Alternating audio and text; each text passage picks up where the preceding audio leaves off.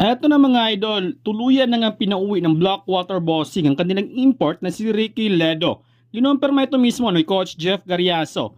Kakaharapin nga ng Bossing ang San Miguel Beermen nang walang import. Hindi kasi naging maganda ang performance ni Ledo sa nakaraang dalawang laban na kung saan nakapagtala lamang ito ng 6 out of 28 mula sa field. Pero ayon sa report na nakakita na ng bagong import ang Blackwater na papalit kay Ledo. Walang iba kundi ang former SMB import na si Cameron Black. Dati rin itong import ng NLEX Road Warriors, isang American 6'7 power forward.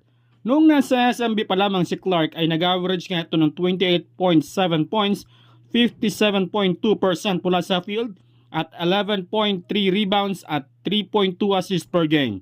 Posibleng sa August 30 makapaglaro si Clark sa Bossing kontra Barangay Ginebra. Sa ngayon, ay kakaharapin muna ng Bossing ang SMB na walang import. Samantala, inulan nga ng pambabatikos sa kanyang debut game si RG Abarrientos kontra Rain or Shine matapos ang kanyang hindi magandang performance kahapon.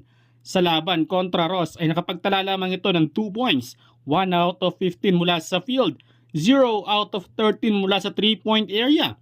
Marami ang nagsasabi na tila ba nasayang ang sakripisyo ng Ginebra dito kay RG Abarrientos.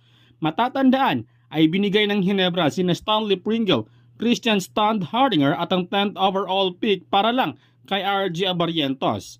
Pero dinipinsahan naman ito ni Coach Yeng Giao na ayon nga sa kanya na hindi dapat i-judge si RG Abarrientos sa kanyang unang laban.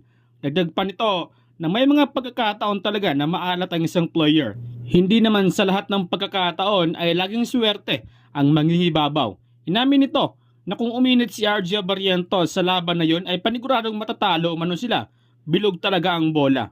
Well, tila ba nakabingwit naman si Coach Yeng Giao ng isang player na posible maging franchise player ng kupunan. Walang iba kundi si Felix Lemeti. Siya kasi naging susi sa mga laban ng Ross. Talagang mainit ang kanyang outside shooting lalo na sa crucial game. Ang tanong na lang dito ay kung magtuloy-tuloy kaya ang magandang simula ngayon ng Rain or Shine. Well, abangan natin yan mga idol.